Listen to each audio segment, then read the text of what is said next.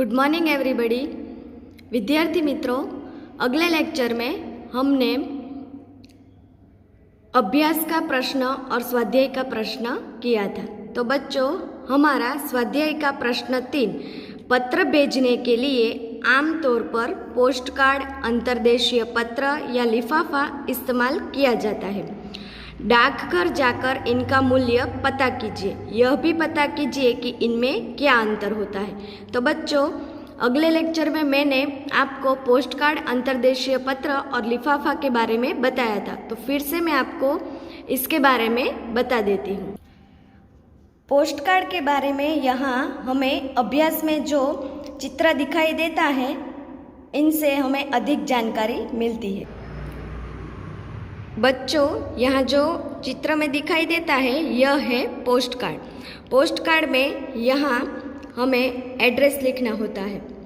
किसको एड्रेस लिखना होता है? तो हम अपने मित्र को पत्र लिखते हैं तो अपने मित्र के घर का पता यहाँ लिखना होता है। और यहाँ जो पिन नंबर दिया गया है, इसमें हमें पिन नंबर लिखना होता है। पोस्ट कार्ड में लिखने के लिए अधिक जगह नहीं होती है और इनका मूल्य क्या होता है? 50 पैसे। फिर दिया गया है अंतर्देशीय पत्र। तो अंतर्देशीय पत्र किसे कहते हैं? इसमें लिखने के बाद तीनों ओर से मोड़कर बंद किया जा सकता है। इसका उपयोग केवल अपने देश में ही किया जा सकता है। इसका मूल्य 2 रुपये 50 पैसे होता है। फिर दिया गया है लिफाफा। तो अलग अलग कागज पर लिखकर और उसे मोड़कर लिफाफे में रखा जाता है। लिफाफे पत्र के अलावा अपने दूर वाले भाइयों और बहनों को राखी भेजने के लिए भी इसका उपयोग किया जाता है और इसका मूल्य 5 रुपये होता है। लिफाफा यानी गुजराती में हम इसे कहते हैं कवर। फिर यहाँ दिया गया है प्रश्न 4, अपने आसपास किसी भी घटना का वर्णन करते हुए आप अपने मित्र को पत्र लिखिए। यहाँ एक टॉपिक दिया गया है, जैसे कि नदी में बाढ़ आना। आपने अपने आसपास कोई ऐसी घटना देखी हो तो इसका वर्णन करते हुए आप अपने मित्रों को पत्र लिख सकते हैं। पत्र कैसे लिखना है वो तो मैंने आपको बता दिया है। फिर यहाँ इतना जानिए में दिया गया है। कुंजड़ा शब्द को गुजराती में क्या कहते हैं? काचियो। घड़ी साज तो घड़ियाळे, बजाज तो कापड़ियो, जिल्द साज तो बुक बाइंडर, खरादी तो संघाड़ियो, खटबुना तो खाटलो भरनार, तमोली तो तंबोळी, पानवालो, पंसारी तो गांधी, हलवाई तो कंदोई, सौदागर तो व्यापारी। फिर बच्चों, आपने ऐसा चित्र कई जगह पर देखा होगा। ये चित्र आमतौर पर कहाँ लगा होता है? पोस्ट ऑफिस के बाहर, डाकघर में। ये सिंबल हमें दिखाई देता है। ये दोनों सिंबल डाक बॉक्स में हम अपनी टपाल जो होते वो डालने के लिए जाते हैं। फिर ये मोबाइल का उपयोग नहीं करने के लिए होता है। ये कार पार्किंग यहाँ इस जगह पर नहीं करने के लिए ऐसा चित्र दिखाई देता है। फिर यहाँ हमें पिन कोड नंबर किसे कहते हैं इसके बारे में बताया गया है। तो पिन कोड नंबर के संदर्भ में पिन कोड नंबर की शुरुआत 15 अगस्त 1972 को डाक तार विभाग ने पोस्टल नंबर योजना के नाम से की थी। किस दिन उसकी शुरुआत हुई थी? 15 अगस्त 1972 में डाक तार विभाग ने पोस्टल नंबर योजना के नाम से की है। पिन शब्द यानी PIN हम सब बोलते हैं पिन। तो पिन शब्द का फुल फॉर्म क्या होता है? Postal index number. इसका छोटा रूप होता है PIN। पिन कोड नंबर 6 अंकों का होता है। हर अंक का एक खास स्थानीय अर्थ है।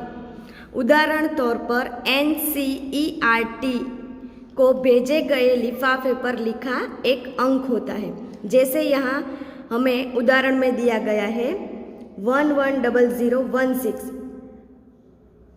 यहाँ पहले स्थान का अंक यह बताता है कि पिन कोड दिल्ली हरियाणा, हिमाचल प्रदेश, पंजाब या जम्मू कश्मीर का है।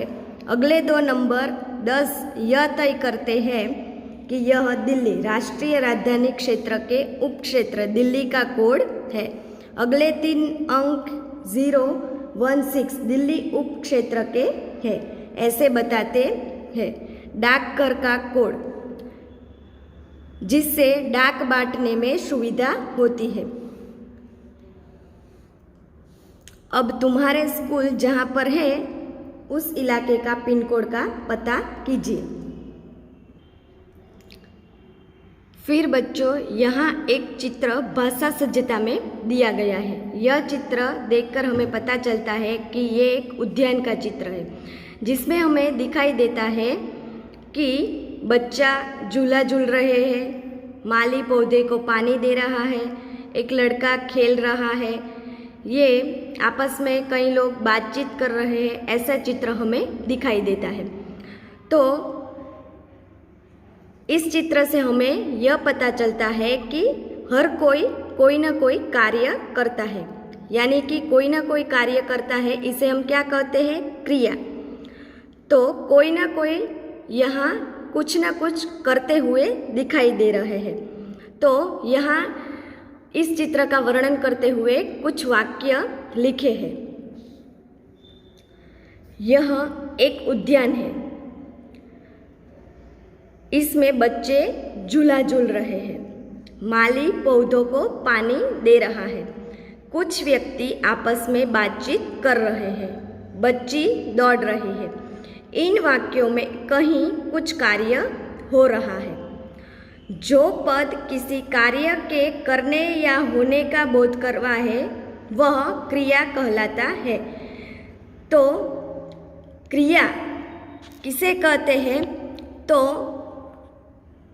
यहाँ जो वाक्य दिया गया है इनमें कुछ न कुछ कार्य करते हुए दिखाई दे रहा है। तो जो पद किसी कार्य करने या होने का बोध करवाता है वह क्रिया कहलाता है। तो लिखना, पढ़ना, चलना, दौड़ना, खाना, पीना, खेलना, देखना आदि शब्द क्रियाएं हैं। आप जो क्रियाएं करते हैं उनकी सूची बनाइए। तो बच्चों, यहाँ व्याकरण में जो टॉपिक हमें करना है वह क्या है? क्रियाएं। किसे कहते हैं क्रियाएं? हमने चित्र में देखा है। जो पद किसी कार्य करने या होने का बोध करवाए वह क्रिया कहलाता है। क्रियाएं किसे कहते हैं? तो जो पद किसी कार्य करने या होने का बोध करवाए वह क्रिया कहलाता है। जैसे हमने देखा कि लिखना, पढ़ना, चलना, दौड़ना, खाना, पीना, खेलना, देखना आदि शब्द क्रिया है। तो यहाँ कुछ वाक्य दिए गए हैं, इनमें से आपको क्रियाएं को रेखांकित करना है। वाक्यों में से क्रियाओं को रेखांकित कीजिए। यहाँ पहला जो वाक्य दिया गया है, पहले मेरी बात सुनिए। तो यहाँ कौन सा शब्द क्रिया है? तो सुनिए, वह क्रियाएं है। दूसरा दिया गया है, पिताजी मुझे 5 रुपये चाहिए। तो यहाँ जो शब्द है वह है चाहिए। आपको क्या चाहिए? तो यहाँ भी कौन सा शब्द है? चाहिए। आप पहले अपनी पढ़ाई पूरी कर लीजिए। तो यहाँ जो शब्द दिया गया है वह है लीजिए। आप मेरे साथ कैरम खेलिए। तो यहाँ जो शब्द दिया गया है वह है खेलिए। आप यहाँ से चले जाइए। तो जाइए। यह शब्द क्रियाएं है। फिर यहाँ एक प्रश्न दिया गया है, कोष्टक में से सही क्रिया चुनकर लिखिए। पहला दिया गया है उसे पकड़ना, खाली जगह। तो यहाँ 2 ऑप्शन दिए गए हैं, है और है। तो यहाँ कौन सा आएगा? 2 मात्रा वाला है आएगा। मैं तुम्हारा उपहार, खाली जगह। तो सुनूंगा या मानूंगा? तो मैं तुम्हारा उपहार मानूंगा। माँ घबरा, खाली जगह। तो गई या गया?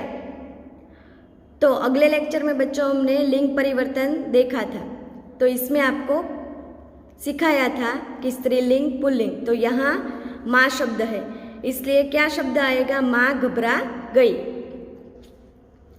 मीना ने डॉक्टर को धन्यवाद खाली जगह, तो किया या दिया? तो क्या धन्यवाद दिया? धन्यवाद दिए जाते हैं, धन्यवाद किए नहीं जाते हैं। फिर दिया गया है कौवे की आवाज़ कड़वी, तो होती है या होता है? तो क्या आता है? कौवे की आवाज़ कड़वी होती है। हमेशा मीठी वाणी बोलनी चाहिए या चाहता है? क्या आएगा? तो चाहिए।